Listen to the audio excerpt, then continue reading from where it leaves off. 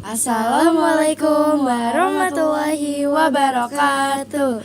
Hi everyone, we are D and Z, Davnia and Zabrina. So, pada kesempatan kali ini we will discuss about connectors of contrast. In connectors of contrast need three basic elements. First one, a positive idea. Second one, a negative idea. And last one, a word of praise. To show contrast in total, we are going to see 7 words and praise.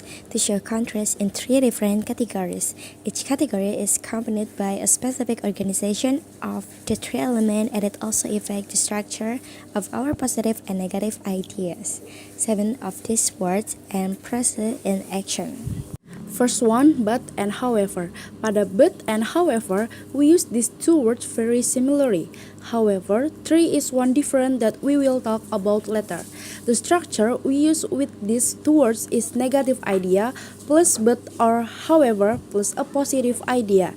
Or we can switch this around and do a positive idea plus but or however plus negative idea. Example, I don't have much money but I'm going to buy a car. I don't have much money, however, I'm going to buy a car. I am hungry but I'm not going to eat anything. Second one, took, shall took, and even took. Ketiganya ini memiliki arti yang sama atau kontras ketiganya, yaitu sama-sama memiliki arti meskipun dan juga walaupun. Really, these 3 mean pretty much the same thing. However, technically, all took is stronger than took, and even took is stronger than all took. But they all show contrast and how we use them and then some. Took, all took, plus even took, plus negative idea, plus positive idea. Example, first one, all took, I don't have much money. I'm going to buy a car. Second one, all took, I'm hungry. I'm not going to eat anything. 3. I'm not going to eat anything even took I'm hungry. Last one, I'm going to buy a car even took I don't have much money.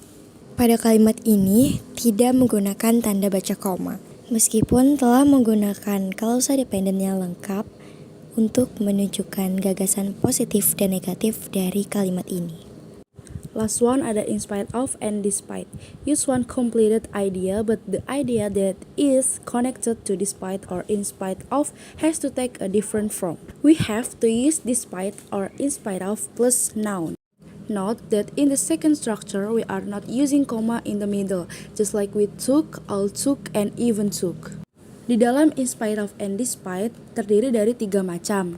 Yang pertama ada despite or in spite of plus negative gerund praise plus positive praise. Example, despite not having much money, I'm going to buy a car. Yang kedua ada despite or in spite of plus gerund praise. A gerund is a noun. Gerunds adalah verb ditambah ing. Example, despite being hungry, I'm not going to eat anything. And last one, negative praise plus despite or in spite of plus positive current praise. Example, I'm not going to eat in spite of being hungry. Or we can swap this around and say, I'm going to buy a car in spite of not having much money. Thank you for watching guys and see you next time.